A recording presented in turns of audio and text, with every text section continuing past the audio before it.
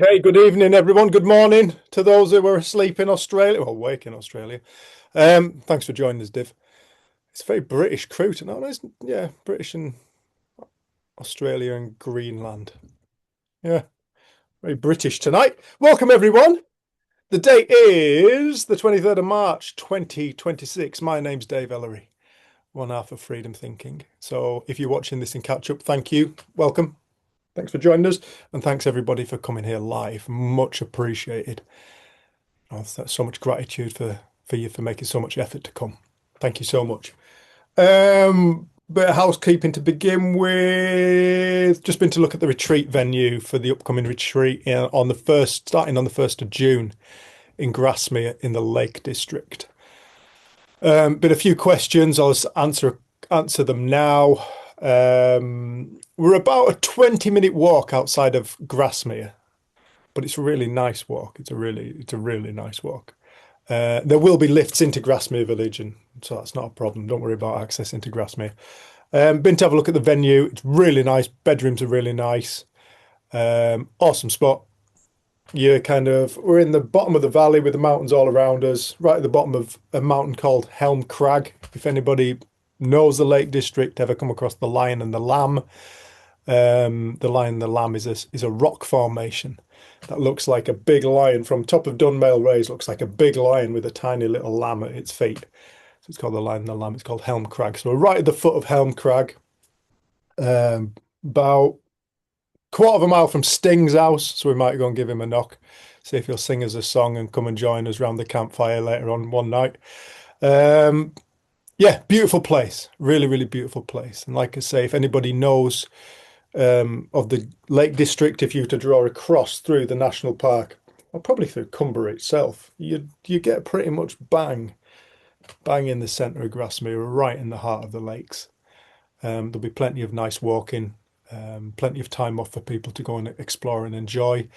There is 5 nights included in the price. Usually it's only four, but they've given us a fifth night extra, so we're passing that on to you lot as well, for no extra charge. So it's 5 nights in the Lake District. Dinner, bed, and breakfast apart from the last night and the following morning. So maybe for those who do decide to stay on the extra night, maybe we'll all just go to Grasmere and go and get tea together or something, or go and get a takeaway or something. We'll figure something out. Um, so yeah, really looking forward to that. Anybody who's interested, get in touch with us. info@freedomthinking.co.uk. We've got limited space and the spaces are going quickly. We haven't really advertised it as yet. And I think coming up to, if not over half the spaces have gone. So if you are interested, get in touch with us quickly, please. info@freedomthinking.co.uk. It's between the first, so it's arrival on the 31st of May for a 1st of June start. Okay, and then we're running for the 4 days. Um, I should really have been a little bit more prepared, but I'm not. So please accept my apologies. Bear with me 1 second whilst I just figure out the days. So March, April, May. May the 31st is a Sunday arrival on the Sunday for a Monday, the 1st of June start. And we're going through Monday, Tuesday, Wednesday, Thursday, and then leaving Friday evening or Friday afternoon. I don't actually know what time we've got to be out. I don't know. But there is the extra night included. So, yeah, and the price is 795 per person. So yeah, get in touch if you're interested. 795, that's for 5 nights accommodation, 4 nights dinner, bed and breakfast, and the facilitation with Jenny and I and the group, in a beautiful place. So yep, if you're interested, get in touch and look forward to seeing you. Look forward to seeing everybody. Some people on this screen are coming. So that'd be nice. All right. Please like, share, subscribe, comment, and all that stuff. And please do if you can, please do. We really appreciate it. It helps us reach more people. And we want to help more people. So thank you. In exchange, if you wouldn't mind doing that. And also, if you want to make a donation, because we try and do these via donation, or we do this via donation, and you wish to make a donation, please look in the description below. All donations are greatly received. Jenny and I are looking to try and find somewhere of our own to live. Get somewhere to live. A bit more settled. It's time for us to settle down. So any donations are greatly received. Thank you so much. I think that's it. I think that's it. Yeah, if you want to work with Jen and I, get in touch. info@freedomthinking.co.uk. All right. Okay. If you follow us, you know how this works. We generally don't have a topic until somebody asks for one. I like it like that. It keeps it fresh, it keeps it spontaneous, and it keeps it lively, makes it interesting. So I'm going to ask if anybody like Dan has got something they want to talk about, or maybe it isn't even a question. Perhaps he's not even sure, but I don't know. Just looking at your face, you might have. Dan? Yeah. Oh, Hi. hi. So it's just been a sort of observation really from the past couple of weeks. Um, I've had like a feeling of um it's a very like unsettled feeling, like it's a very sort of like nothing makes me happy, nothing excites me, nothing um like I'm not interested in anything, do you know what I mean? And it's a very sort of I've been like quite unsettled about it. Now usually for people that like ha haven't followed what I've like sort of gone through the past couple of years, the it's usually this time of the year where I have like the post summer post winter dip.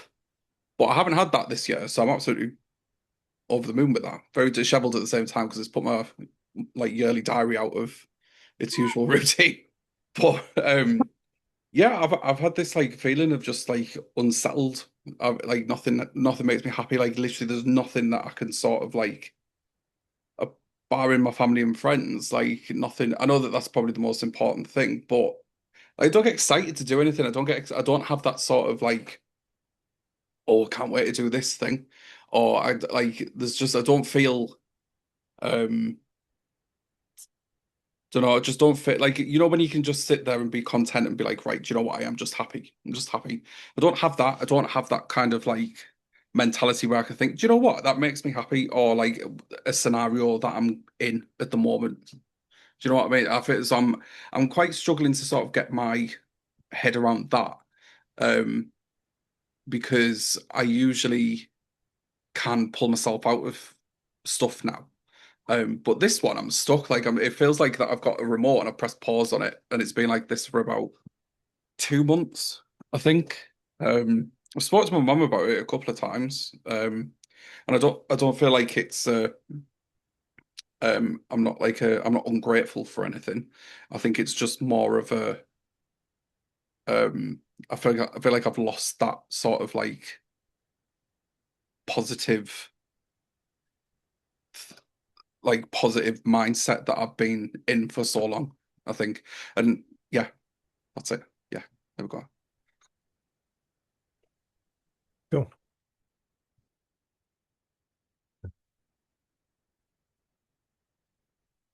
So when you say that, are things that used to be able to depend on for your fulfillment and joy, are they not kind of floating your boat anymore? They're not bringing you the same kind of. No, I love cars, Yeah. petrol like a proper petrolhead, and Yeah. even that I'm just like, oh, like even like just like watching videos on YouTube of like cars, and even because obviously I sell cars, so I'm around them all the time, and even that like now I'm a bit sort of like, because it's everything is like that's really deflating. Like gaming, massively into gaming, got a really like expensive gaming computer. Even that, I just think to myself like, oh, I just can't be bothered. Like it's it's a very sort of I don't like motivation because I've never had it like when I've needed it, and I feel I don't know whether if it's a motivation thing, but I'm motivated to do things. I just don't enjoy them when I do them. Yeah.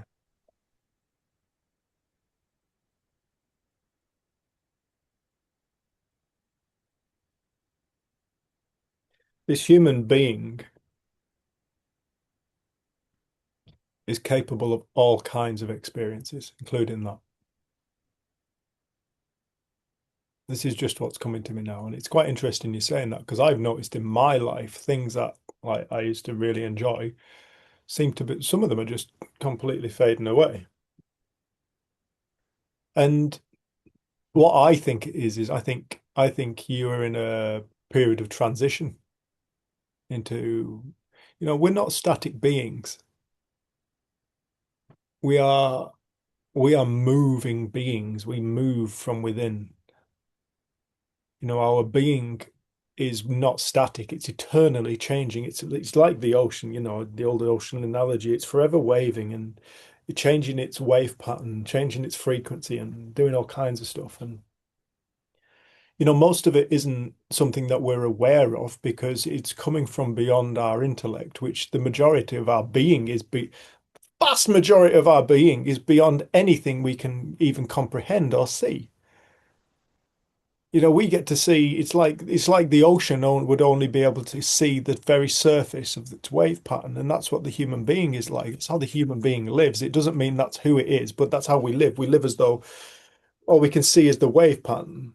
That's why it's so mesmerizing to us.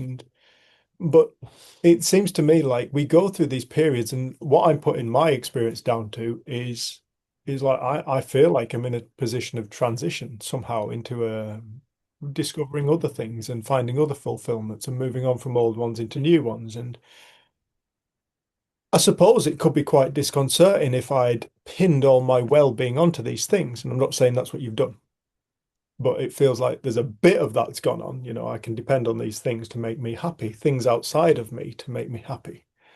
And now you're discovering once again that outside of you has no power to make you happy. Nothing outside of you has the power to make you happy. Nothing outside of you has the power to make you unhappy. So I want to welcome Ashley and Demir. Thank you for joining us. Hi. Hi, mate. So, So I said, did you hear me come on again? Because I've left it downstairs so we can hear Lucia. no, so is she going to scream through the laptop? Yeah. Okay. But she generally Good didn't wake idea. up. Yeah, good But it's idea. anyway, so Our baby monitor's broken. So yeah, if you're screaming, apologies.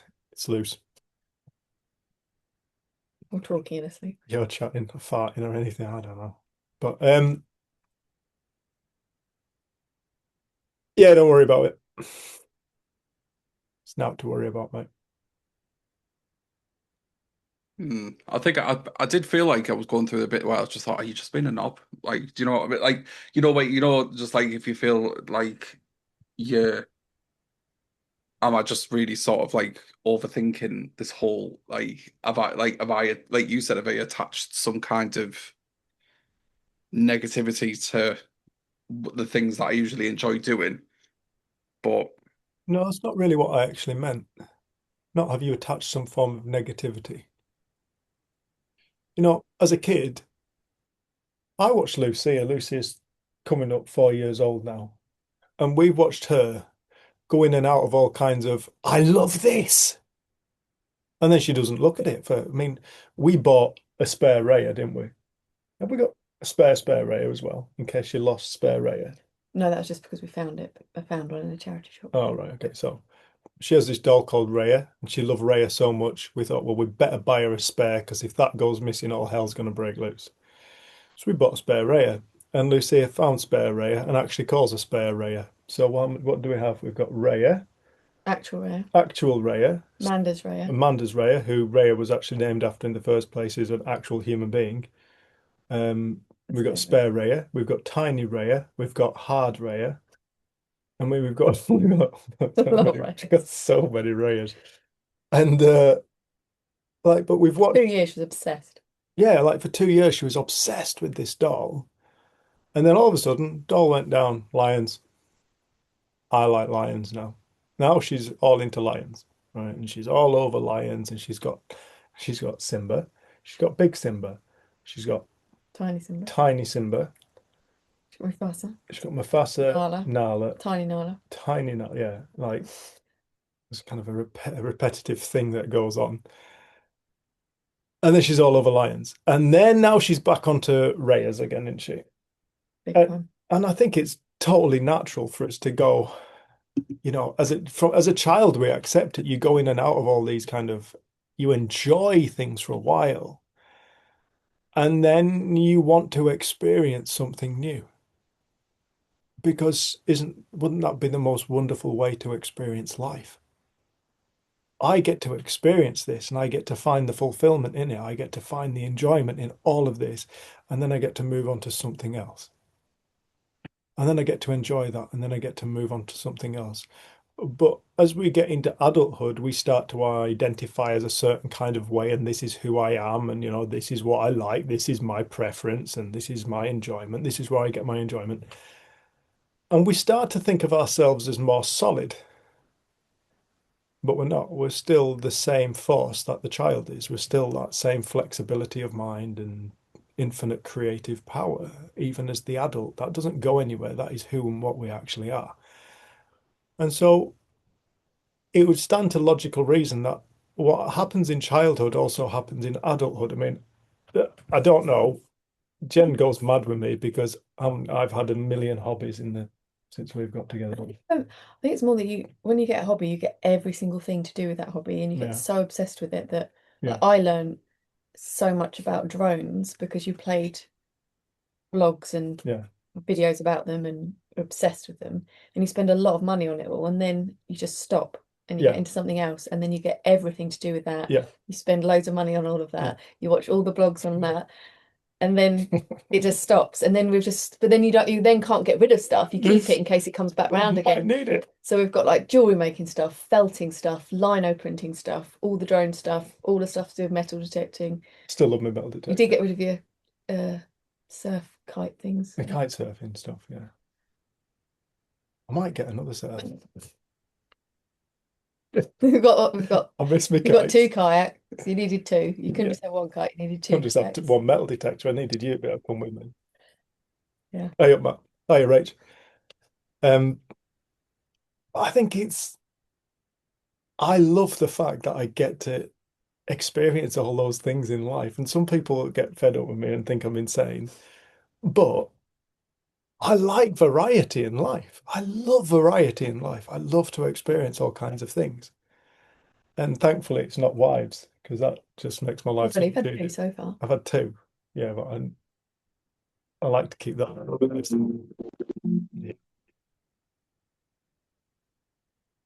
Yeah. Oh, that was loose.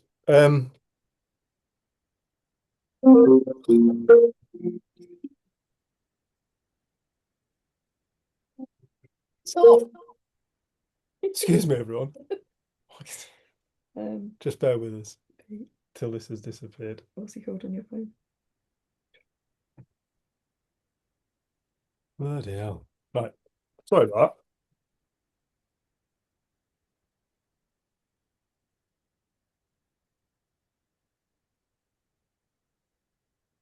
I think it's nice that we get to have these experiences for a period of time and then allow them to move through and get to experience something new. And it seems to me like that's something that's happening for you, Dan. You haven't lost anything. You just feel uncomfortable because your familiar has now started to look unfamiliar. And because it started to look unfamiliar, it's very, very easy for us to go, oh, something's gone wrong here. Something has malfunctioned. There's something wrong with me, or there's something wrong with what I was doing. But what if there isn't? What if there's nothing wrong with you? And what if there was nothing wrong with what you were doing? But I can't imagine for the rest of your life you're not going to find any fulfillment in nothing. So I think what makes sense to me, and first thing that came to me when you said it is, I think you're in a transitional period where you'll start to find that like I say, we're not static. And once you start on this journey of understanding, for want of a better word, once you set yourself off, and once you have insight like what you had done, Dick and Bettinger, I love what he says, when you start to awake and hold on to your hat, Hold on, put on the seat of your pants. whatever that one, whatever. And because your life does change rapidly and you become less solidified, you become less particle, you become more wave. And you start to realize, you start to appreciate the waveness of yourself, because our suffering really only comes from when we start to particleize ourselves, when we start to think of ourselves as a solidified thing, and this is who and what I am. And also by thinking something should be different than what it is. Yeah. Like I wasn't there at the beginning of the conversation, but from what you were saying, like I know I've had periods of time where I've just gone flat, and it's been weird because I think after waking up to the principles, there was so much, like I'd always say, I felt so much more deeply everything, like all the different emotions. And I was thinking about when we were in second lockdown, I think, and then we went to go and look at a van, and I'd had like a week of feeling flat. And I was just in the van thinking, like, what is the point in life? Like, what's the point in all of this? Just I felt so flat, and it lasted a few weeks. But then I think the thing that has come to me through the principles and being around this is that I don't think I think about my thinking or my experience or judge it. So it's just I felt flat for as long as I felt flat until I didn't. And then like you were super excited about the idea of getting a van, and I was thinking, oh, do we want to spend the money on the van, and what could we do? Whatever. But I just think it's this idea that we should be feeling or being something other than what we are. And that creates the discomfort, because actually if we just sit in flat, or we sit in grief, or we sit in joy, or we sit in whatever if we're just present with what is, it's so much easier than fighting what is or judging what is. And I think if we have experienced highs and kind of great insights and life seems to be flowing, the kind of flat times we're less tolerant of them. But I just think we need to learn to leave ourselves alone. And the more we leave ourselves alone, our natural, buoyant, like self resurfaces. And often it's learnt something or seen something or has a different direction or a new interest. But we're very quick to judge experience, our own and others. And we have something that we think we're supposed to be that we compare ourselves to. And that creates discomfort because this imagined self doesn't exist. So I think there is a level of just you start just accepting life as it is, as it shows up. And it doesn't mean that you then, I don't know, I think I stop overindulging my own feelings. It's just been a natural progression of being with what is. Being with what is. Right now is amazing. Right now is shit. Right now, whatever. But it's momentary, transitory experience, and we can learn from our memory. We can look back and see that we've gone through these kind of things before, and we always pop back out again. Well, and not even these kind of things, but everything. Yeah, in and out, in and out, in and Every out. single thing. Like we often use Lucia as an example because it's such extreme, like poles of experience. Like we had such a lovely day today. She's been helping me clean the van, and then she's furious because she wanted to go to the park. But then I let her have a squirty bottle and a cloth, and she was helping clean Dad's van. And you were going to be super impressed with her Bless her. because you didn't even remember how clean the van used to be. I didn't. So she was like off on one, and she was allowed to use this squirty bottle, so she's like used half a bottle of cleaner. And then she was just furious because she wanted to go to the park again. So we finally get to the park and we're having the best time. And she's cracking up and it's brilliant. And then you arrived to take us. So we went to look at the retreat venue. And she's absolutely furious. And it took her a good 20 minutes of being in the van to like get that off her mind and move into the next moment.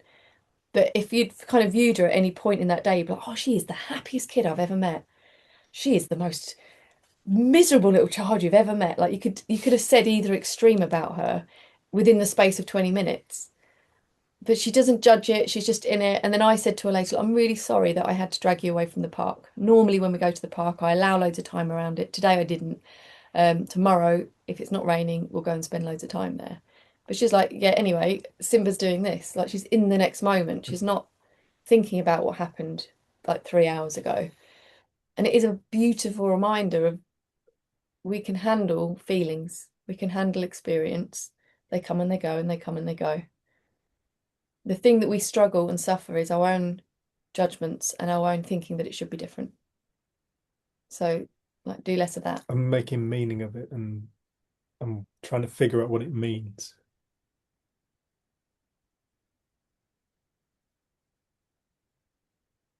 Has anyone else got anything? Because I wasn't here at the beginning, but if anyone else had anything they wanted to say to Dan or add or have had similar experiences.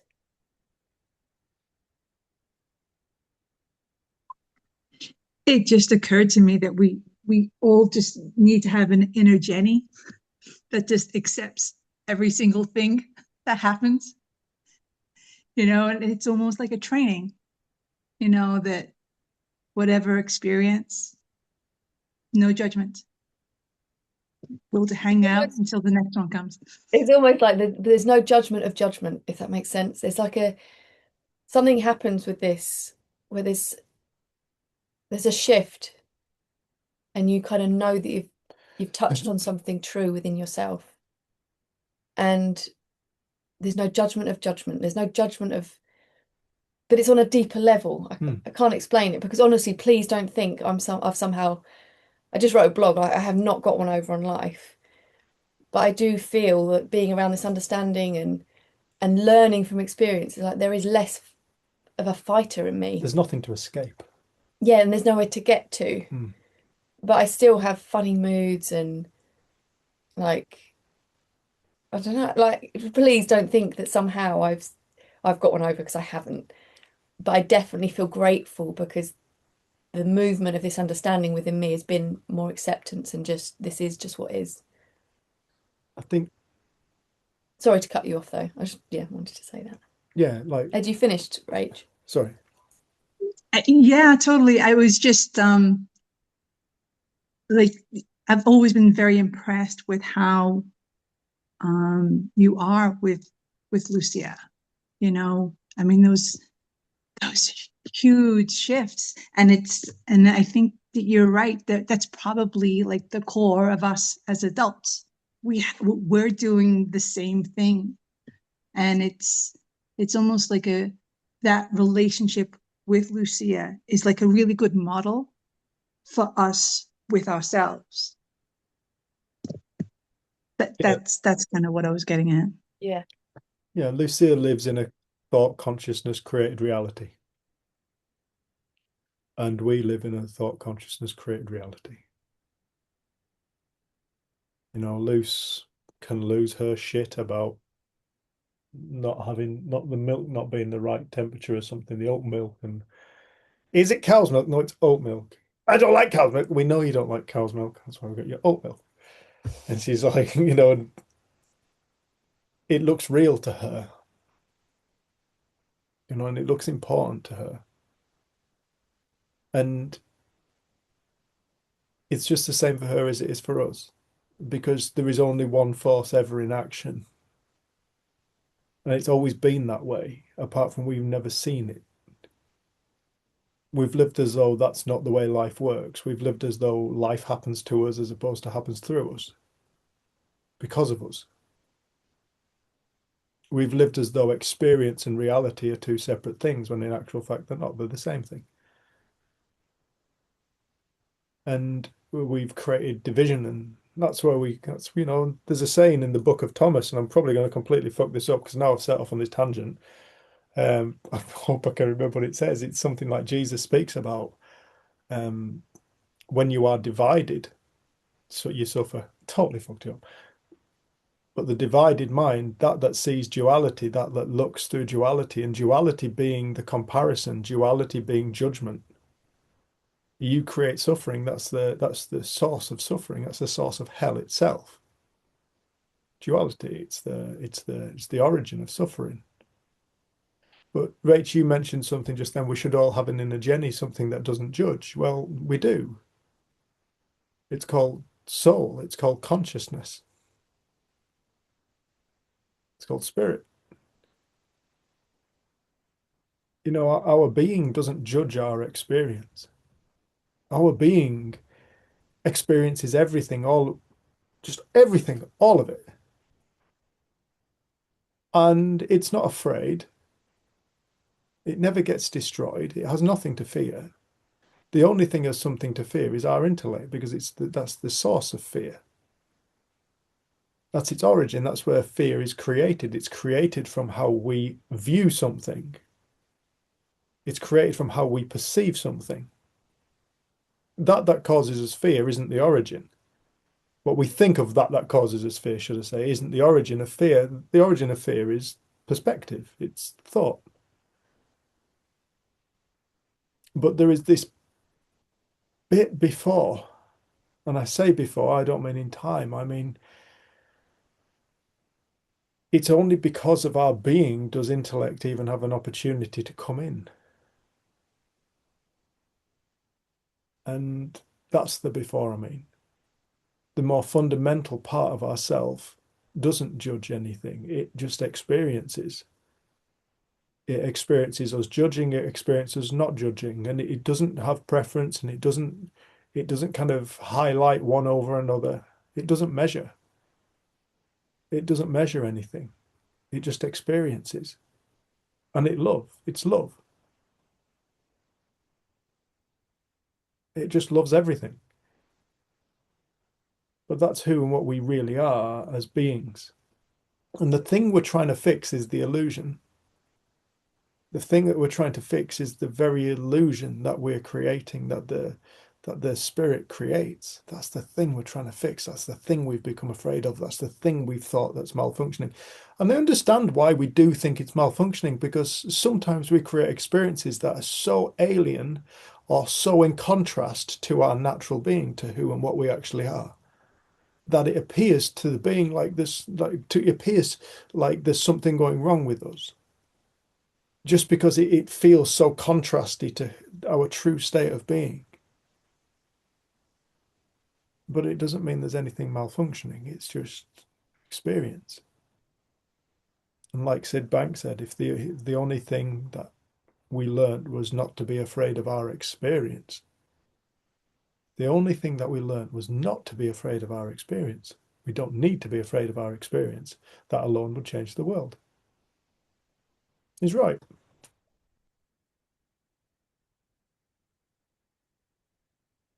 Thanks, Rach.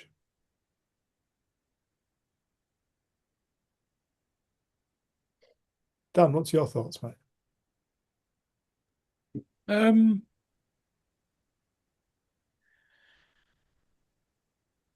we're not sure. I feel like that it's a valid point to make, that we are used to we're sort of like, we live in the norm. We used to being normal. We used to feeling a certain way about certain things. But it may just, like you said, it might just be a transitional period where everything's actually still okay. It's just the way that I see it. Yeah. I mean, if you were to look at your experience, right, and you weren't to judge it as good and bad, right or wrong, what would you be left with?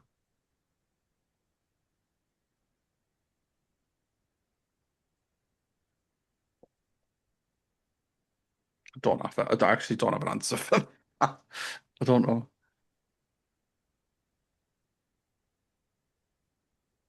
You can see how habitually we've become used to judging everything. And, you know, it's part of life. There's nothing to beat ourselves up about. It's not us getting life wrong. But you can see how kind of normal it has been for us to live out of judgments. and thinking that the way we judge it is correct.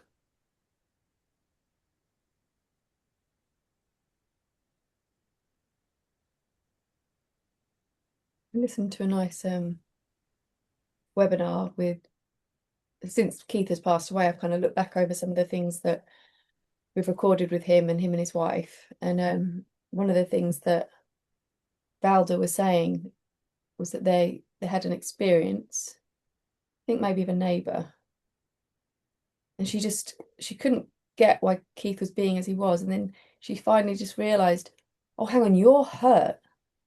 Like this, what's happened, the way that you interpret it is through this feeling of hurt. Like she felt mad, she felt angry. It's like that's how it came up for me. Like, but she just said she could see how we all experience the same thing in different ways. And she said, for her, that's just how her character has shown up thus far in her life. That when things like that happen, she generally gets angry. And when things like that happen in Keith's life, he generally seems to feel hurt. But she just saw it as a difference and not a judgment. And she said before she'd kind of judged, like, why aren't you doing more? Or why aren't you being more? Why are you being soft? Or why aren't you being more like me, kind of thing? And I think you see how easy it is for us.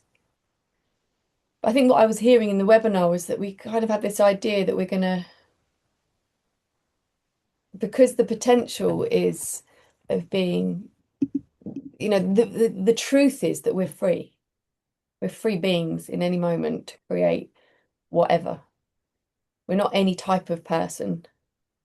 We've just created character that some of it's visible, some of it's invisible, and we live out of it. But the truth is, in any moment, there could be infinite ways that we show up. But in this lifetime, it seems that there are little patterns and idiosyncrasies that we live out of, and there's nothing to go to war with. It's not the truth of who we are, but it's just what we do as human beings. And I heard a lot of peace in Valda in that that's just like she's open to being different, but that's just what kind of happens to me. And she's like, she's not trying to do anything with her character. She's not trying to judge it. She's not trying to change it. She's just, oh, that's what. But she still has ultimate respect and responsibility for the fact that it's an inside job. The way that she sees the world is hers, and it's not the truth. She never tries to be anyone other than what she is.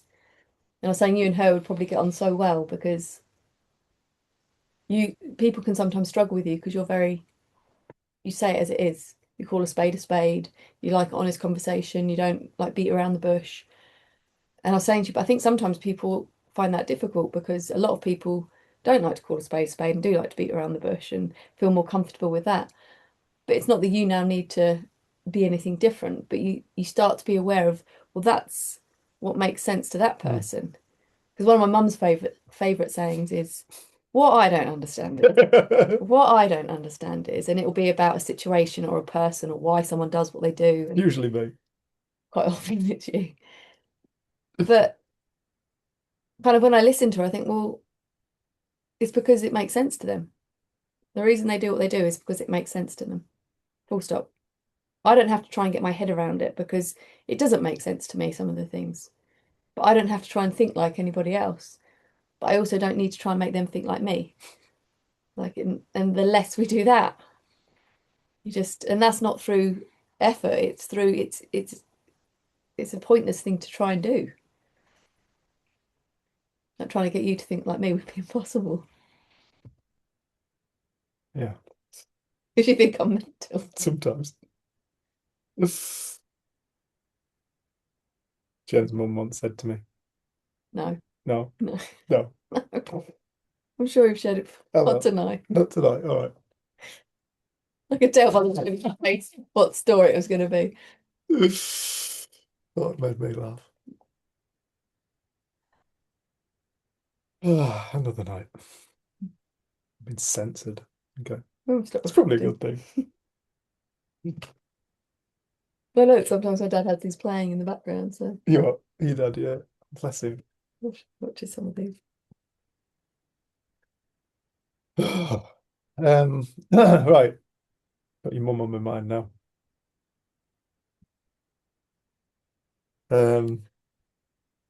She's hot. Your mum is fit. Right. I was talking to my friend the other day and she just said, but the thing is, you obviously knew when you got together with Dave, you won't get together with someone who's like, he's a lad. He says stupid, ridiculous things. He loves shock and awe. She said, and sometimes it seems like you're surprised at the things that come out of his mouth. She goes, I'm not surprised. Who was that? And Yeah. she's like, I'm not surprised because Dave just says totally inappropriate things. Right, but I didn't this time. That's No. probably quite good. Well done. Thanks. Let's go up at that window. It's hot.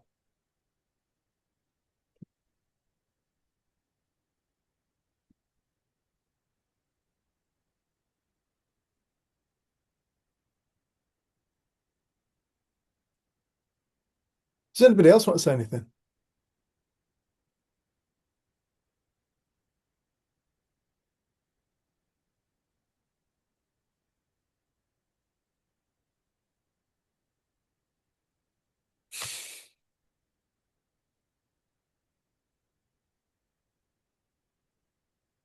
Mark, You. are you driving? Well, I'm in the car. Not dry. Oh, there we go. There's some lights. Is that spooky illumination? Yes. Atmospheric. I am in the car, but I'm not moving. Totally safe to be on the call. Nice to be here and listen to you all. Thank you for what everyone has been saying. Everything since I joined has kind of been really appropriate and kind of apt to me. Yeah, just I just wanted to, I guess, kind of almost just reflect on some of the what's been said about the sort of the what kind of Jenny was saying. Sorry, I'm a bit rambly, but I had an experience just over the weekend of sort of falling into that habit of being very uncomfortable with the way I was thinking and feeling and kind of and suffering the effect of that kind of vicious circle and kind of just I don't really know what to say about it. Just how irresistible it kind of seems to be. Like it looks like it's kind of inevitable that it kind of comes on. And then there's no way of thinking a way out of it. But it's almost unavoidable to kind of to keep looking. It's like picking at a scab that or scratching a little bite that you just can't let alone. And so it kind of it festers in it. And the kind of the discomfort sort of grows until really it felt sort of unbearable that I had to take myself out of certain situations just because the volume of mental noise was too great. And then sort of it was. Yeah, it's interesting. I'm still sort of processing a bit, and then sort of had a moment. This was with with my kind of with my sort of partner, and then we kind of we both been very much kind of in our kind of in our heads and in our thinking in different ways and expressing it as people have said. That difference. For George, going to kind of exhaustion and withdrawal, and for me needing to sort of keep myself busy and sort of but both of us resenting our respective kind of habits, and that just kind of sort of leading to greater disconnection and discomfort. And then we finally had a moment where we were kind of able to be a bit more with each other and clear the air, and it's like you're sort of suddenly your surface, like you're like you've been swimming underwater, the opposite of your analogy of the waves, Dave, but like you've been swimming underwater and suddenly you're propelled to the surface, like oh, I can breathe again, got some freedom, some movement. I'm not stuck anymore. And yeah, it's humbling, isn't it? It just, you know, it really gets you. And I've not yet, I think, reached that place, Jenny, where I can have that perspective, no matter what the feeling is. I think, you know, we've probably all got vulnerabilities for certain flavors of thinking and feeling that kind of, you know, that look like there's something wrong. And yeah, kind of humbling to fall back into that place. I wish I wish I'd be able to learn better from it. It's, you know, it's doing its best to teach me, but I'm a slow learner. But it's you know, it's so, you know, such a kind of, I'm very grateful, rather just to be, you know, have this conversation to kind of remind me and give any space to kind of reflect on that. And yeah, so yeah, so thank you. Hope that wasn't too rambly for people. Thanks, Matt. Thank you. Love to George as well, bud.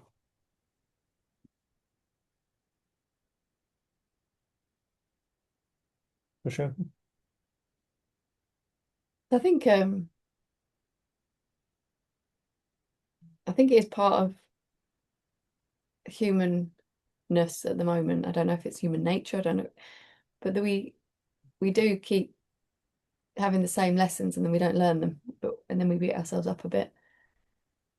But I was writing a blog for the Viva, the guys that run Viva. I think one of the things that occurred to me when I was writing it, because they asked me, "Oh, you're still all right with the deadline of Monday?" And this was on Friday. I was like, "Yeah. Have it with you this weekend." And then last night, and on Hubble State, I was like, "Dave, I've got to write that blog." So last night, I was like writing this blog. And Tonight we're gonna have a really nice night. Should we just have a film night? Let's have a film night. Yeah. We'll get Lucy to bed. We don't have any calls. Let's just have a really nice film night. and then I remembered my blog. Night. But the thing that occurred to me as it kind of drew to a close what I was writing about was that it's just the stuff of life. All of it. And I think, I don't know, we so often want to escape life, living, feeling. I don't know, it feels it's a strange thing that we're here to be alive and experience and feel, and we deliberately watch films that give us experience of fear and sadness and anxiety, and like we do all of that. But then we forget in normal life and we're like, no, it should be different, and I don't want to feel like this, and I should learn, I should be this. But it's like, it's the stuff of life, it's the stuff of being here. And I was reflecting, I've spoken about it a couple of times on community group, but just about all the thinking I did about my parents' move, and how then the move day came and I wasn't beside myself in grief and sadness. I didn't even cry. I actually felt fine. But it wasn't that then the previous 6 months of all the different sadnesses and upsets were wrong or bad, or I didn't need to judge them. It was just the part of life, part of the experience of being here and being alive. And through my exposure to being in the principles community, I've definitely grown in gratitude for all experience, all of it. The uncomfortable, and like I loved it. There was, like, you had a slight kind of disagreement the other night, and like in the moment you're like, right, let's go away in the van, let's spend a bit of time, we need to do this. And I was like, okay, maybe, yeah, I'm up for that, see how you feel. But I quickly saw you shift from what you'd normally do, which is almost go with that initial, like it's so real for you. In this kind of situation, we'd have been out, we'd have got Lucia in the van that night and gone off. But I saw you kind of then go upstairs and get quiet and then come back down and talk a bit more, and then something shifted in you, and then your communication was very different. So I do feel like there's been a huge amount of learning, but it's happened over and over and over again, the same. And then suddenly the other night, nuances in life that seem to repeat themselves somehow. yeah, and I couldn't have predicted that you would show up different the other night, because it seemed like it was following the usual pattern, but you just did. And I can see it for myself, the amount of the times I think, oh, just keep your mouth shut, you're feeling like shit. If you bring this up now, it's going to end in an argument. But I've got to say it now. and I go for it, and it's a big argument, and halfway through the argument I'll regret ever mentioning it, because I knew that if I just left it 30 minutes I would have calmed down and not needed to have it. And but then finding the hilarity in that, like, wow, there was even that little voice.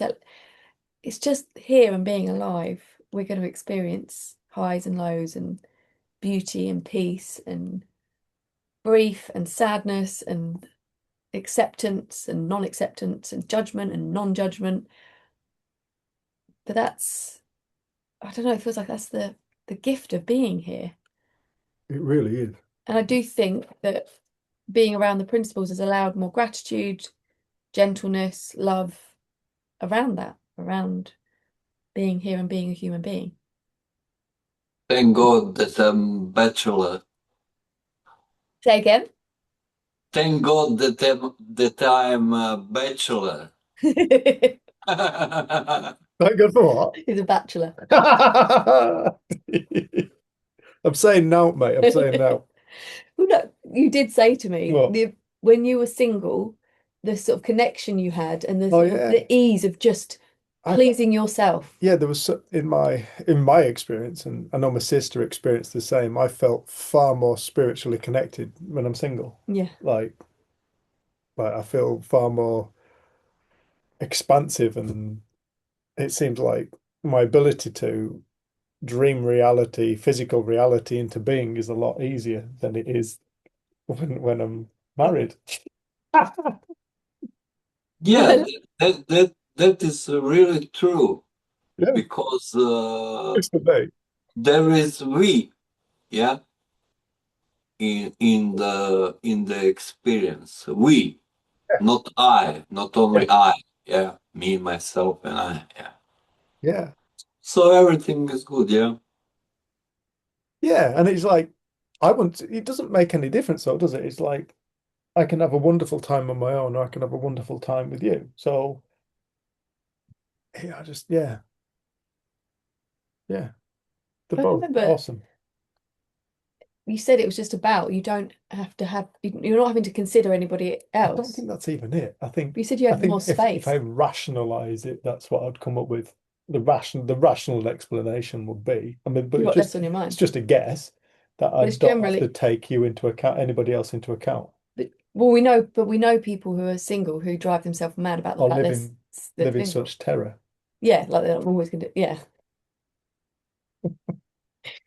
But I think what we know and can see is that the subtraction of thought, you're left with what you are. The subtraction of unnecessary thinking, you find yourself more present with what is, what I am, that I amness. So it makes sense that the less you have on your mind, the more in touch with that space. And you've had moments where you've been single and been in the absolute depths of darkness, and there's been moments when you've been single where you've felt so connected to life that you're almost not separate from it. Like you could feel that oneness space. And then you've had moments of that since I've known you, and it's like as soon as we put anything on it, but it's like when everything strips away, we already are that. Yeah. So I think that I amness, that's the beautiful thing, is always present. And that's then the great thing. That's why there's nothing to do. That's why in the whole of our conversation, we're never telling anybody what to do. And people will say to us, what do the principles say about this? They say absolutely fuck all. The principles are the reason that your question even came into being. You know, what's the principles perspective on that? It doesn't have one. The principles are non-judgmental. They don't have a perspective. You know, you could say their bias is love, but that's only because that's what it is. But it's not actually a bias in terms of a weighing scale. It's just love is what is. Everything is a consequence of it. But no, yeah, in our conversation, we're never telling anybody how to live, how to think, how to feel. That's not our job. I'm not arrogant enough to, I'm an arrogant fuckwit, but I'm not arrogant enough to tell you how to live your life, how to think, how to feel. I don't know what's right for somebody else's life. It's your life. You know. Our conversation is not about me and Jen. Our conversation is about you. It's about helping people learn to trust themselves I had a great message from someone the other day who has been on a few community groups and they've been around the principles a few years, and then they had this experience of where they just, it's like everything they thought they knew dropped away, and they just found themselves in that space, and they were like buzzing. Someone from Scotland, Oh, yeah. they're buzzing, and everything was changing in like relationships, everything was changing, but then they were finding themselves still in some ways coming to this conversation or listening to things, still suddenly seeking again. And then they suddenly realized, hang on, but I found that place in me. And he said, because I just checked in to see if everything was okay. And they said they know that they will come back at some point, but right now they're just trying to make sense and live life from this new space without thinking there's something else they need to hear or see. They've become their own I love that. teacher and guide. And I That's said that was like, it was brilliant. Because I was just checking in because we hadn't seen them for a while and just wondered if everything, like how are you experiencing life. But I know for myself, there's been times in the last 20 years where I've been going to trainings, like recording trainings, sitting in on trainings, doing one-to-ones, filming one-to-ones, filming conferences. And then there's been times where I've just needed to get away and not do anything to do with the principles in terms of the form of it. And then I come back to it, and I don't feel like after my initial experience, there was something I was seeking. I was just open that there's an infinite depth to seeing, and kind of being around it and being in life, there's stuff to see. Yeah, it didn't fix anything, did it? It didn't fix anything. The beauty about the beauty about us as a species is that we have this superpower, and we have no idea the magnitude of who and what we actually are. We don't know that. You can't know that, even if you get a glimpse of it, whatever. You don't. You still. It just opens up more questions than answers any. And with, but it does seem like when we start to orientate in the direction we are all orientating ourselves in, we are, if you're on this screen, if you're watching this and catch up, if you, Jenny and I, you're somebody who is interested in learning about life itself, because we know that life itself is something that we've only really recently, fairly recently, I'm speaking for, I'm guessing most of us lot here, decided that's actually one of the most fascinating topics we could ever like study, and perhaps the most important topic we could ever study. Starting to understand life itself. What is life? Who are we? What is, how does it work? What's its laws? And one of the things that, as we start to orientate ourselves in that direction, when we do start to get curious in that direction, you know, where you point your consciousness, you will gain experience. You know, I often ask people to pick something up and talk about it, and they'll go, "What? Talk about that?" Yeah, talk about it. And they'll go, "Oh, it's a pen. It's got Bic written on it. It's got ink up to there. It's got a ball in the end. I think it's got a ball in the end. It's got a cap on the end. It used to have a lid, but the lid's fallen off." And all somebody's done is point their consciousness at it, and the mind starts bringing them information about it effortlessly. They just start talking about it, you know, and they pass them something else, and they'll go, "Oh, right, okay. Yeah, it's a mug. It's made out of metal. It's got Yeti written on it. Funnily enough, it looks like Jenny and Dave has his and hers mugs. You know, I know it's chip paint there or whatever, you know, and it's got Yeti written there, and you know, I'd call it a cup. it's a cup. You'd call it a cup, and I'd call it a mug. You call it a cap, but the cap is actually what goes on top of the mug. Yeah. But like when we start to orientate our consciousness in a direction, our mind brings us information. Oh, yeah, look at that. You know, that's what we do. That's what we do all the time. You know, you want to know something about it, you look at it. First of all, you have to focus your attention on it, this gift of consciousness. You have to focus it on it. And then the moment you focus your attention on it, your mind brings you stuff. How often do you kind of glimpse a word in a magazine or something? Like, where was that bloody word? You've read it somehow so quickly, and it's because your attention got it, your consciousness fell upon it for a fleeting glimpse, and you're like, oh, there it is, that's where I read that. You know, and so imagine if you start focusing your attention on, I want to learn about life, I want to learn about how mind works, how consciousness, how reality is born. Well, you might not get the answers straight away, but what happens is sooner or later, your mind starts to deliver you information, brand new information, and we call that insight, where we suddenly get revealed information that we didn't know before. Now, that information already exists. It exists within all of us. There's information we are yet to discover. That's really exciting, I think. I love that notion that there is information inside of all of us that we are yet to discover. And it's an experience. But the beautiful thing about this conversation is you don't need to do anything. You know, the thing that we're actually seeking, we don't know what it is. So you can drop the idea of what we think we need to go looking for, you know, and this is where people get stuck. Like, what do you think you're looking for? And they'll tell you, and I'll just say, well, it's not that. It's not that. You think that's what you need in order to be all right. That's not true. But there's this part of us that holds knowledge, like knowledge beyond knowledge we can even comprehend. And we have access to that. We have access to it.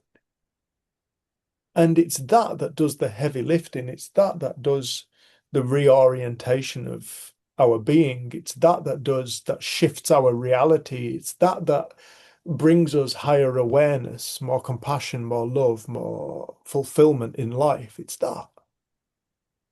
It's when we start to shift, and more often than not, when people have shifts, they can't even articulate it into words.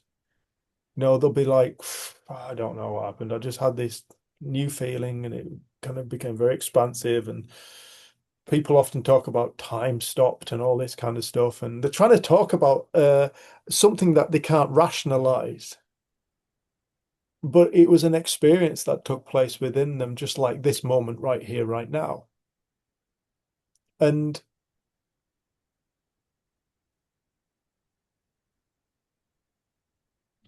I know people on this screen,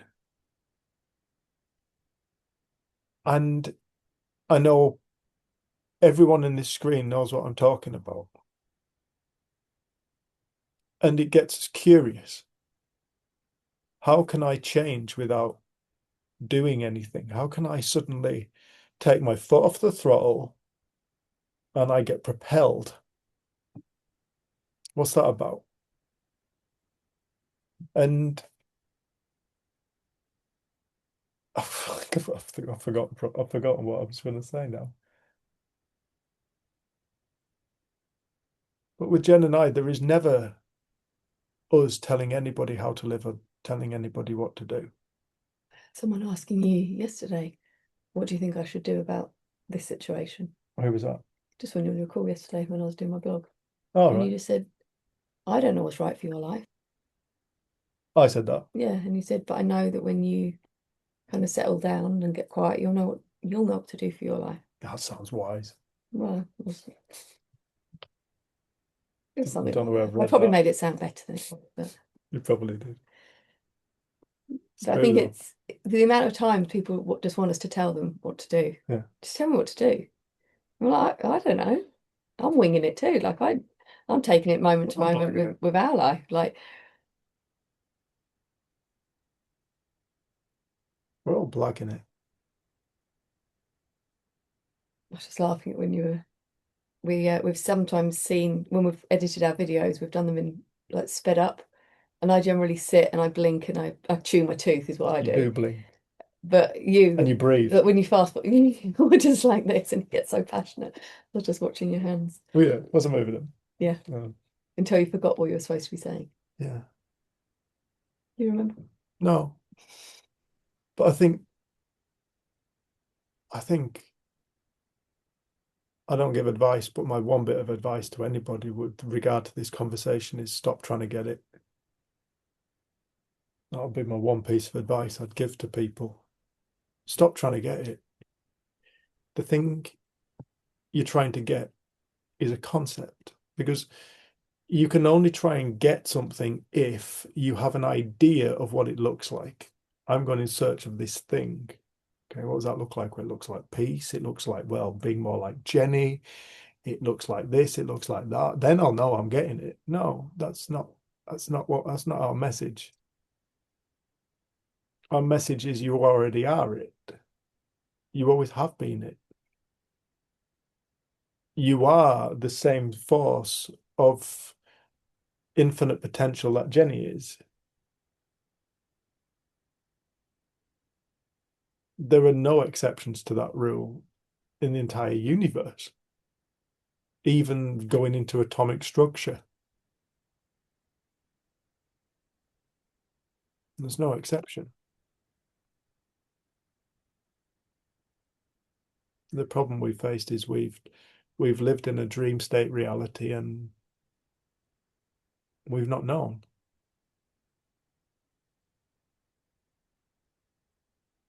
We've lived in a reality created by mind. We've lived in a reality that is actually an experience.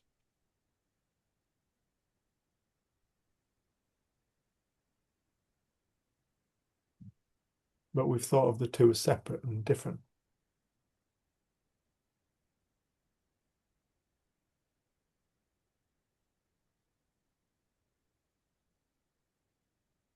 I was thinking today of, I nearly messaged you actually. Dave and Luce went to release a little mouse that they'd found in our van. So they took it, try and take it far enough away that it doesn't follow us back. But Little shit. and then you found a pigeon that had maybe hurt its wing or its leg. Mm. So it's now here and it's being rehabilitated and It's on the dining room table. in like a big dog crate. But just the amount of love and attention and thought that goes into every creature, every animal that you come across, every person you come across. And I see that that's something that also Lucia has. Like, she has such a love for things and for this pigeon. And I think when you had your experience, you realised it wasn't just human, it was total. And when Sid spoke about principles, they were universal principles, they were total. And I think that's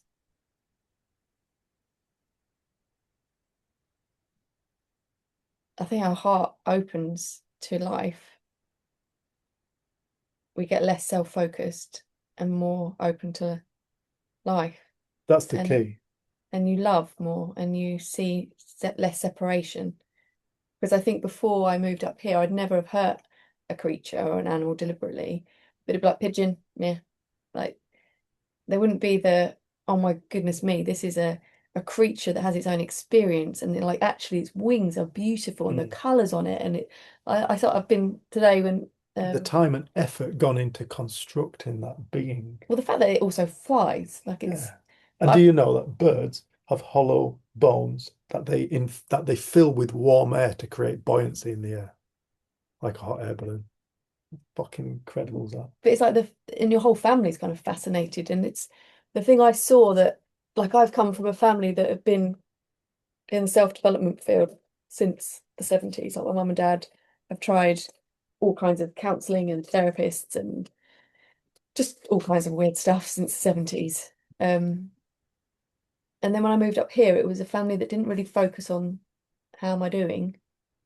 You're just kind of living, and you're very interested in, for your family, it's nature, it's wildlife, you love it. So it's not saying everyone go and get interested in nature and wildlife, but it was fascinating for me to come and see a family that isn't self-focused. And I kind of saw that how within being in the Three Principles community, there was still like a sense of like, how am I doing? What insights have I had? And I feel like since we've been together, there's been so much more just living from the space of understanding, living from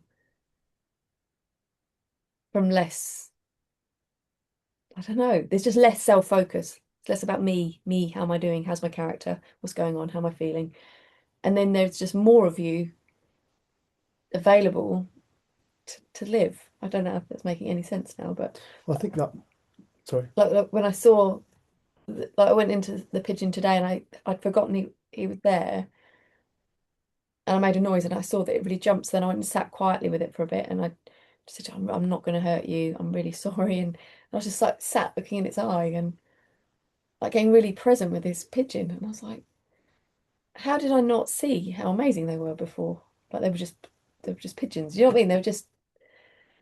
And my dad used to call them vermin of the sky or rats of the sky or something because he's scared of rats and he's weird about all kinds of things.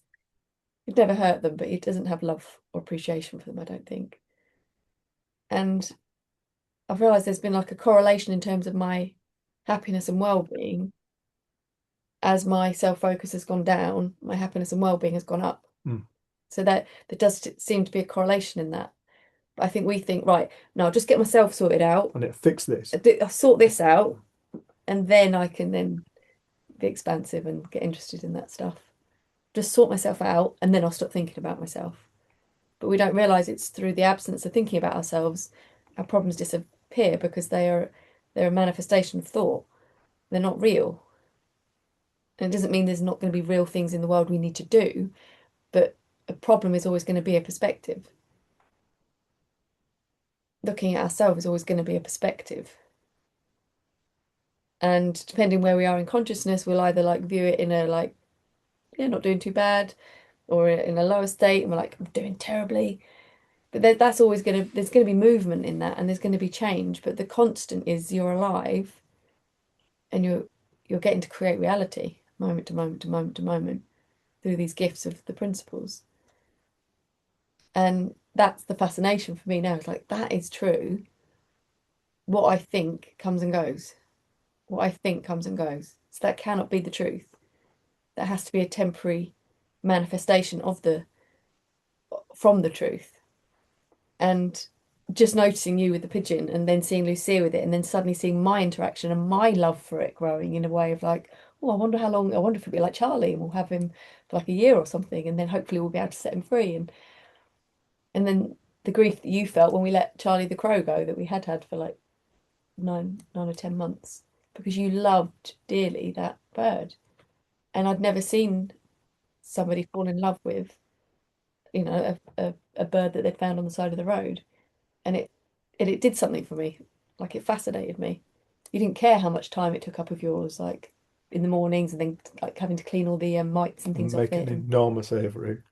And then building an aviary, and his mum and dad, like your mum and dad are amazing, built a massive aviary for it. So, because we realised we needed to learn to be able to practice to fly, but needed to do it in a safe place. So you built like a massive aviary. I don't know, I'm not very good with Big one. about 10 meters. Something like that.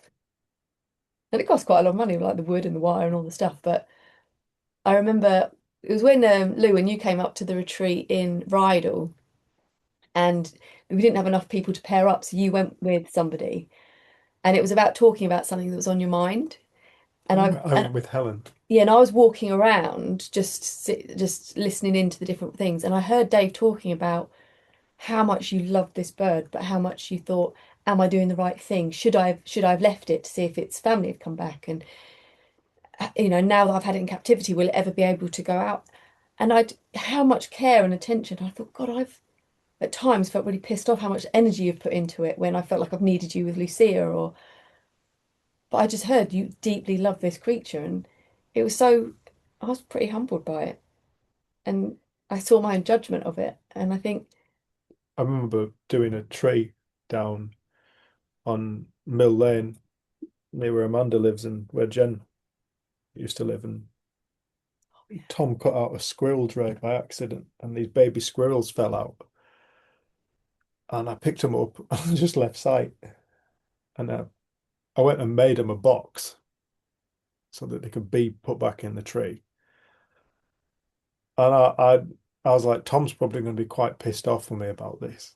Like, I'm supposed to be working, but I fucked off, and I've gone and got some wood, and I've made a box to put these squirrels back in. I put some straw and stuff in, and I put them back in this box. And You're getting me to research like what is the best thing for them, and Yeah.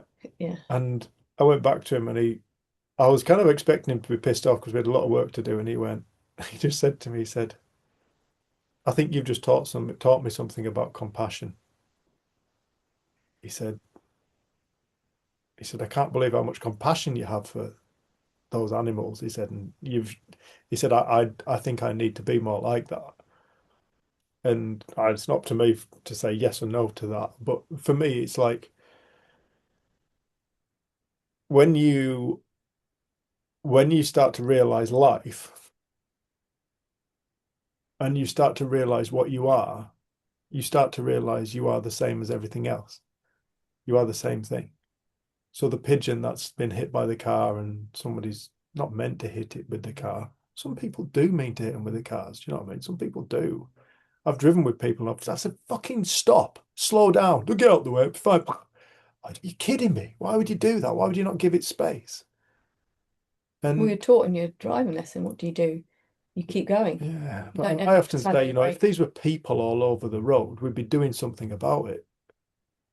But these are people. They are people. They're people. If you consider a people to be a conscious experiential being, they're people. And I don't know, I think it was through, because I always used to love life, but it was through seeing that jackdaw and then seeing that it was an experiencing a reality and it fucking different to my reality. And suddenly my reality became very clear. It was an illusion and everything started to change. And I don't know, it brought all of life into being a really important thing. That means all people are important. You know, we're only here because of something that creates human beings. Human beings don't create human beings. And something thinks that we are a good idea. We're not one of our inventions. Something thinks the tree's a good idea. Something thinks the pigeon's a good idea. Something thinks the insect's a good idea. Something thinks the fungus is a good idea. And I agree with it. It's a phenomenal thing. Every single thing is phenomenal, but everything is an experience. Everything is an experience. And I think when you start to realize that, it's like you said something just before, there's more of you. You said there's more of you. And I can't fully remember the context, but I wrote it down because the more of you that you have to, there's more of you you have to offer. That's what you said. But the more of you have to offer is when you said something else. The real thing that causes real change in people, and these are just words, okay? These are just words, is a heart opening. You said that, like your heart opened, and that's what happened to me. My heart opened. Now, what does that even mean? Now, because we say these things and we go, oh, it sounds like a great idea. My heart needs to open. How do I open up my heart? And all this stuff. Like we say all this fucking spiritual shit. But in my definition of heart opening, this is my interpretation, and in my words, heart opening is gaining access to love, is allowing more love into the experience. That's what to me heart opening is. Now, that's not something I don't think that happens because you consciously choose, I'm going to be more loving now. It's something that happens spontaneously in a moment. I know, Ben, you, after our retreat, you experienced it. You suddenly had this moment of minding your own business, and all of a sudden you pull over and you're crying your eyes out and being downloading information and experiencing a lot of love. And from that moment onwards, your life hasn't been the same. And that's just, you can't, like I said to you, can you come on? Can you interact at this point? Like, did you do anything to do that? Did No, you consciously choose it? not at all. No. No. But it's like, did you would you say would you think that what I'm saying now is it an accurate? Would you consider it to be accurate in your experience? Because I'm curious, because I'm talking from my experience. I'm curious about your experience. So what do you mean? Is what accurate? Sorry, Dave. Like when, Heart opening. yeah, like the heart opening thing. Like, and again, these are words, so don't get caught up on the words. You know, when we talk about people's heart opening, it's you can go to all kinds of mad. Anybody will hear that and create a different experience of what it means. Everybody on earth will create a different experience of what that actually means. So, in my definition, what I mean is you gain access to deeper love, deeper feelings. Yeah, I'd say that is pretty accurate, to be honest with you. Yeah, definitely. I don't know what else could explain it really, and the kind of events that followed afterwards for quite a long period of time. That's kind of how it. Yeah, that accurately sums it up, I reckon. I think when we were speaking, it's like that word expansive, not restricted. And I feel like the restriction is the mind, the thought. Yes. And for some reason, I remember it being described as, when someone said it, so when your ego collapses around a subject, you're more expansive because suddenly this whole chunk of thinking falls away and you're left more with what is. And I think it feels like your heart opens, but really you're just becoming aware of what you already are. Hmm. And I think I loved when you sent your voicemail, Ben, because you were just minding your own business, singing country music, finally, away from us all, and you could freely sing What were you singing then? country music. But who knows, to be honest with you. Perhaps the keys in the song, like the Jackdaw Dies. But just that, Yeah. but I could hear the shift. And then we try and put words to it, and like you did try and put words to it, but it didn't matter even your words because you can feel when someone has a shift. And Yeah, the words didn't do it justice, to be honest with you. I've read it a few times since, and it really doesn't. But yeah, I think heart opening, everything else falling away, kind of allows your heart to open, or something along those lines. I think that's pretty much what happens. Cool. Dan, you've got your hand. Thanks, Ben. Thanks for All right. fine, mate. Dan. I was just on what you were saying and about what Ben was saying there.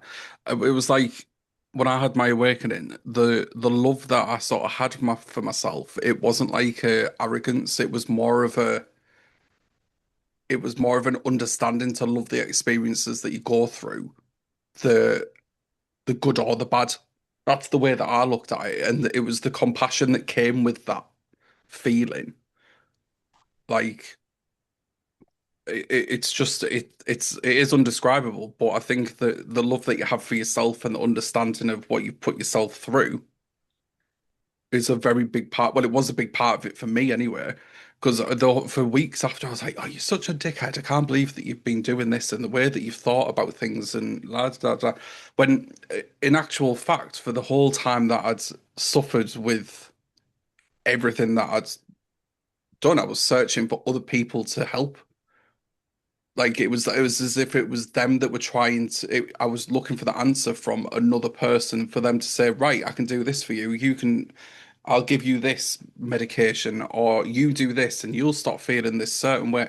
But when I had my experience of my awakening, it was just an overwhelming sense of.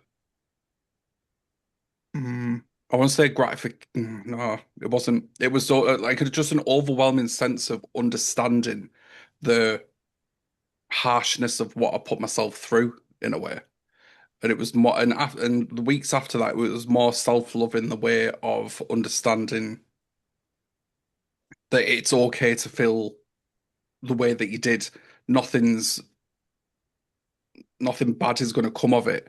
It was I've learned to love myself in a way that's, if I have a certain feeling or a certain thought, like I don't think of it as like, oh, don't like that feeling. Like don't fight it anymore. Like don't give it that sort of negative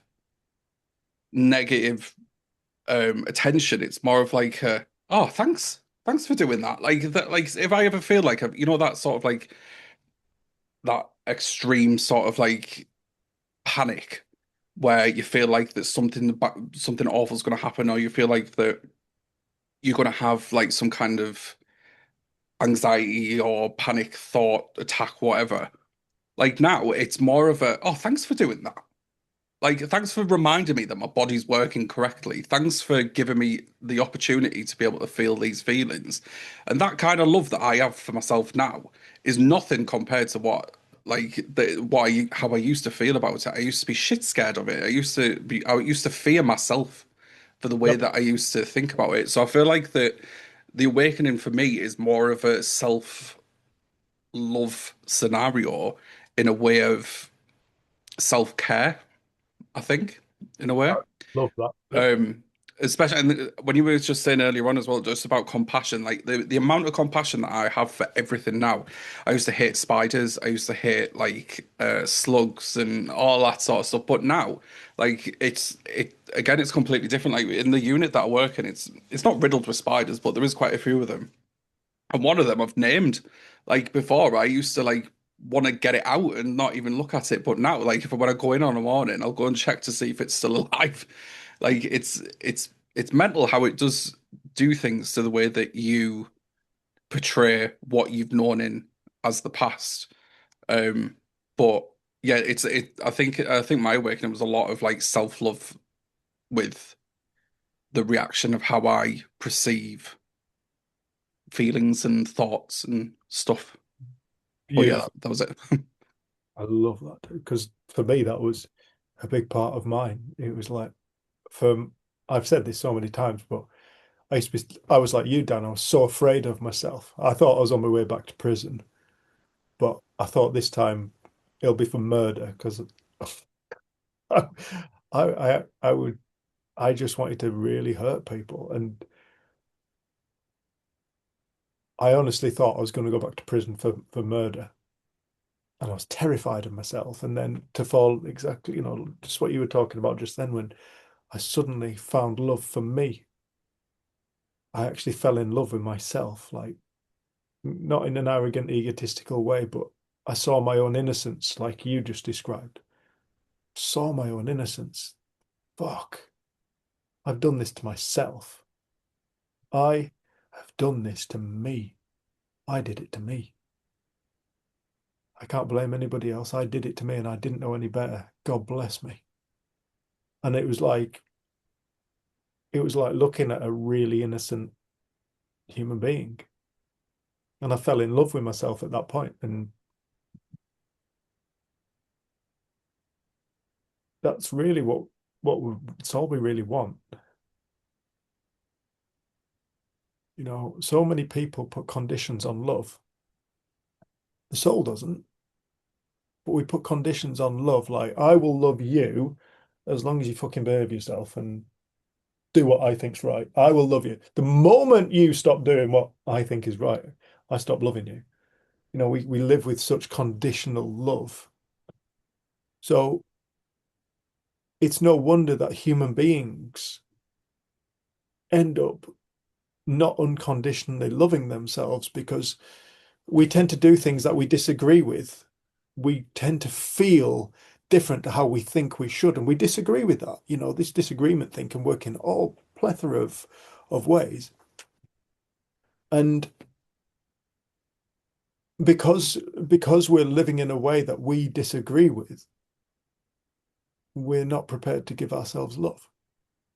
We're not prepared to love ourselves. And I love what you're saying there, Dan, because I think that's such an important part of this conversation. And Ben, again, yourself, mate, is that something you experienced? Yeah, definitely. That was already present before, to be honest with you. But yeah, definitely more compassion to myself and everything, everybody, everything. Yeah. Some better awareness. What about you, Lou? That's something you relate with or not? Yeah, absolutely. I'm having a moment, so I'm not going to say more than that. Say that again. I'm having a moment. Sorry, look. Menopause. No, Sorry. I'm not that old.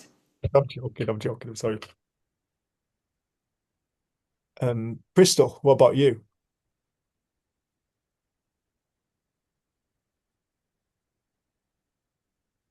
Just take that bloody dog for a while.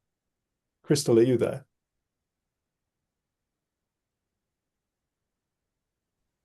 I'm cooking. Yeah, what about you? Have you listened to the conversation? Yes. Good girl. Well done. Very good. What about you, love? Is that something you experienced? More compassion for yourself? Yeah, I'm getting there. Is there anything you want to say? No, No? no. She's just trying to cook her dinner. Just trying to cook a dinner.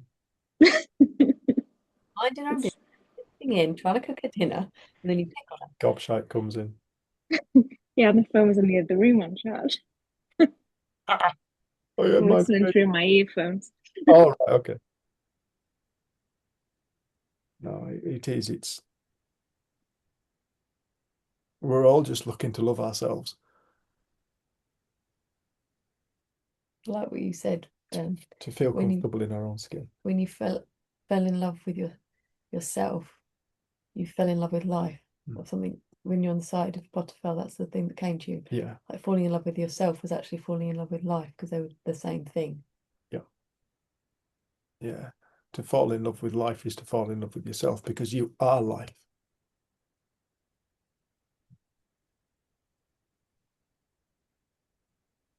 And that's, to fall in love with life is to fall in love with, it's not even like you fall in love with it.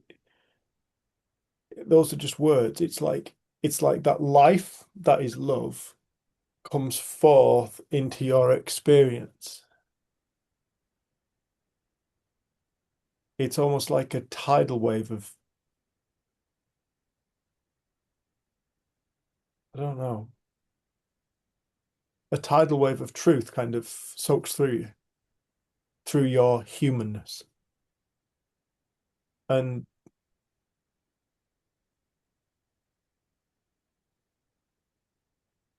all that's really happened is you've discovered something that's always there.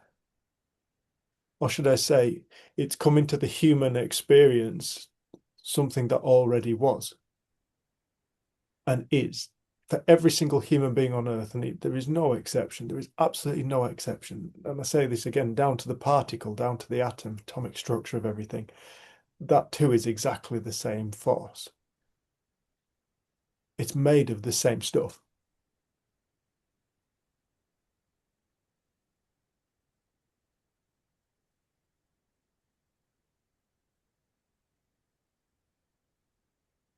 It's interesting because, Dan, you started this conversation off.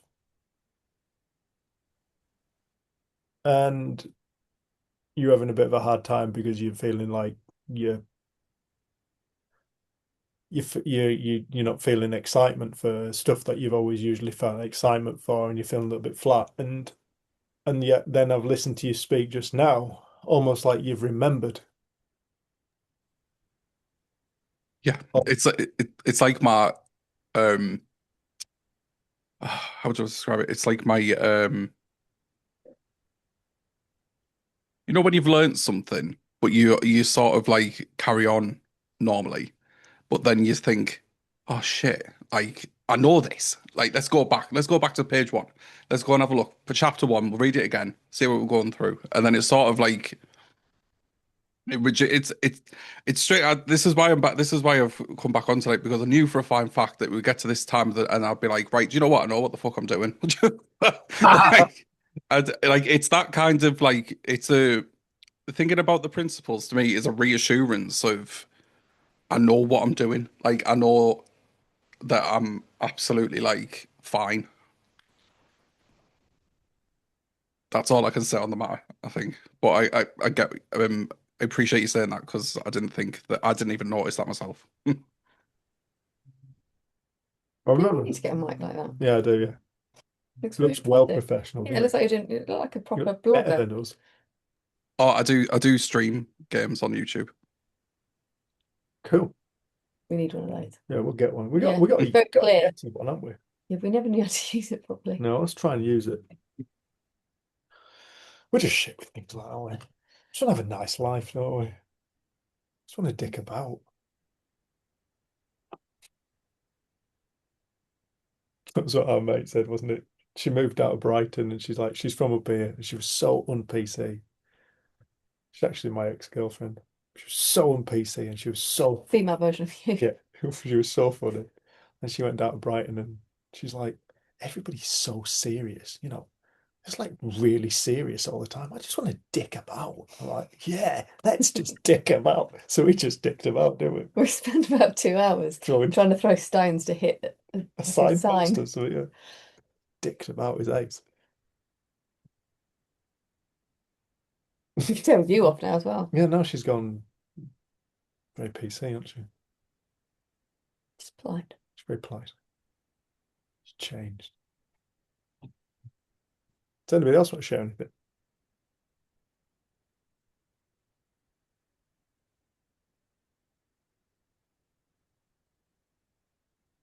I love the fact Lou said, I hope I didn't interrupt it. She was having a moment because I've watched Lou have loads of moments. Like, and Haven't always been comfortable. no, they haven't always been comfortable, but I've seen Lou have so much insight. But what I love about the fact you said you're having a moment, assuming your moment was in a kind of expansive moment, I'm guessing, I'm hoping, don't know, From moment. because otherwise if it isn't, it ruins my analogy. But it's just proof, you know, you don't get there. There's nowhere to get. And like I've seen Lou have big insight. I remember Lou coming up to me and he said, it's not even thought, is it, Dave? I'm like, no, these are just words, you know, and you're like, no, I can see that. I can see that. It's so much bigger than that word. And like you could see you'd gone well beyond the word into and become aware of that space and how clumsily we try and articulate the magnitude of life. And I've seen you have some enormous insight. And I love that you can just sit there and go, I'm just having a moment. And like, that's the beautiful thing. That's why I love this. That's why I personally continue to do this work, because I enjoy the fact that there's so much to see, there's so much to become aware of, there's so much to glean, you know, and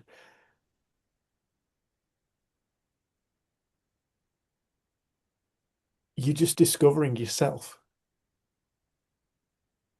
Every single moment is an expression of you, your infinite being, because that's all you can ever experience. There is nothing that you don't experience there's nothing that you experience that isn't yourself, ever. How could you possibly experience anything that isn't you? How could you possibly experience anything that isn't you? The experience is coming from you. The only thing you ever experience is the experience. The only thing you're ever experiencing is yourself. So our deepest fear is ourself. Why are we afraid of ourselves? Because we don't know it's ourselves. We think it's something else. And when all these this starts to make sense, fear starts to diminish in our lives. People find themselves with more of themselves, with more love, more compassion for themselves, more compassion for others, more compassion for animals and wildlife. And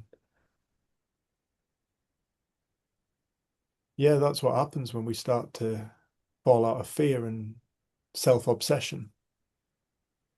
I mean it in a very innocent way, and I mean it in a very unharsh way. People suffer from chronic self-obsession.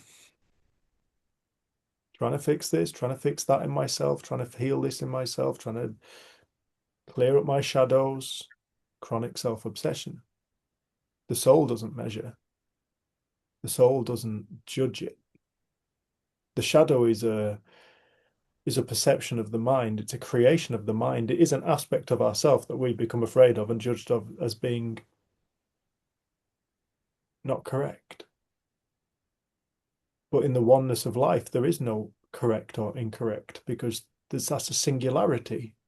Correct and incorrect is a duality. It's a two, or an infinite.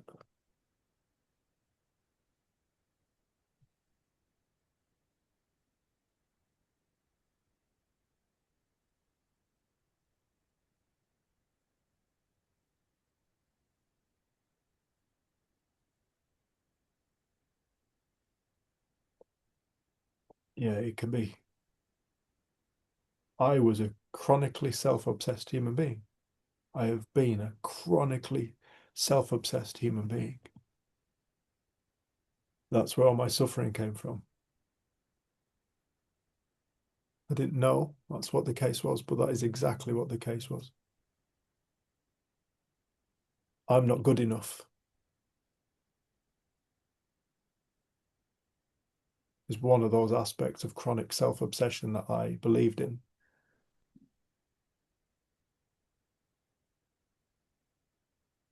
I'm not lovable. I'm not wanted. I shouldn't be here. I don't belong here. People would be better off without me. Didn't see it, but that's all chronic self-obsession.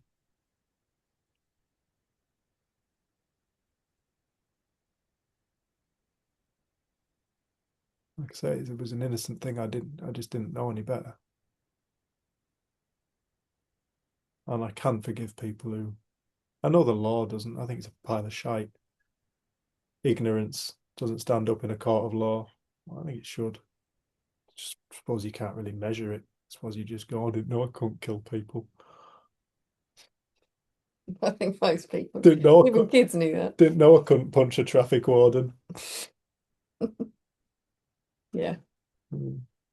I'm not sure people could police themselves in that way. No, it's fair. You can probably see why ignorance is. Yeah. But in universal law, it does stand up, because you can't know what you don't know. It's impossible. Remember Archie saying that. Grandad, you don't know what you don't know. I think life's hilarious. At 6 years old. 6 years old. Trouble is, Grandad. That was it, wasn't it? Trouble is, Grandad. You don't know what you can't know. No, you don't know what you don't know. Oh, yes, you don't know what you don't know. I think life's hilarious. And turned around and walked out again. Kids. Yeah, I was looking through our old, I write letters to Lucia. And one of the things I saw that she said the other day that I'd forgotten was, why are we built to be alive? That's just one of I don't know what I said in response, but I love how those kind of things pop into her head. Mm. Why are we built to be alive? What was the other one? It was around the trust, the same sort of thing as trust in life. Respect your life. No, it was another one. Trust in life. No, so there's those two, and there's another. There was something about the mind. I was like, why?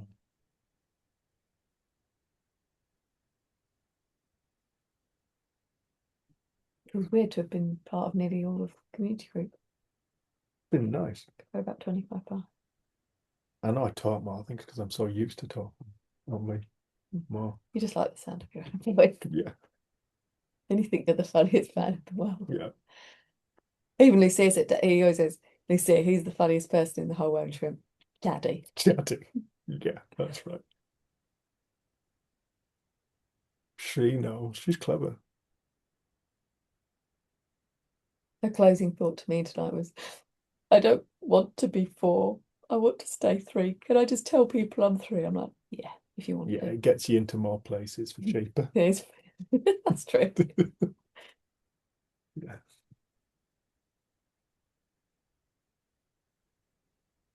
Does anybody else want to say anything?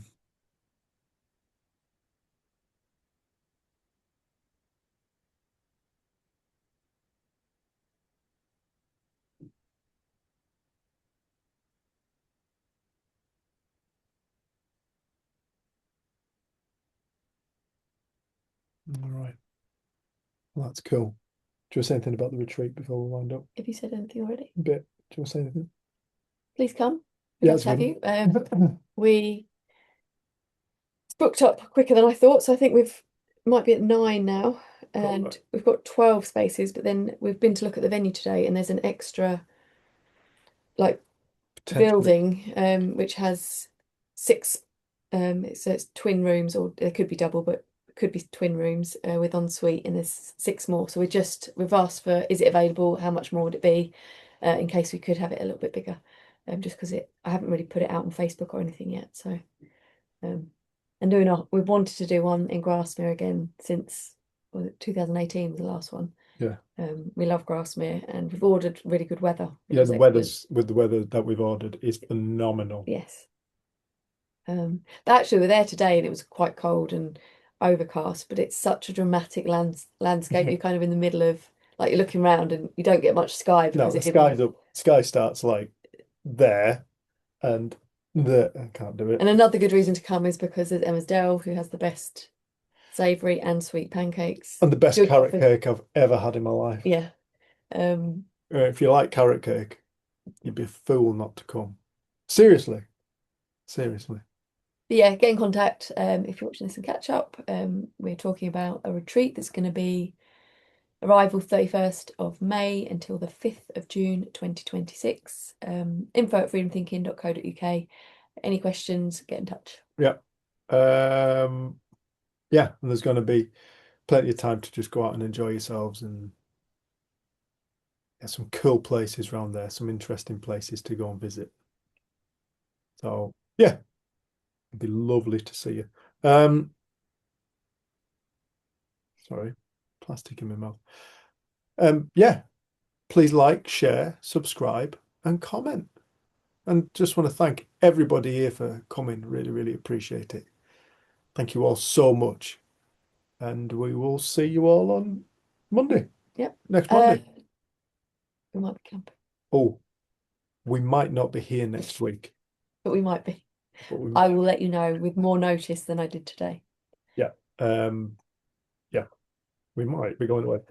But we will see you soon. And yeah, keep an eye out on WhatsApp, Telegram group, and we'll be letting people know. All right. Cool, everyone. Thank you. Thank you. Thanks, guys. Thanks, everyone. Thank you. Bye. Bye. God bless. Bye. Bye, everyone. God bless. Love. Thank you. You're welcome. Bye-bye.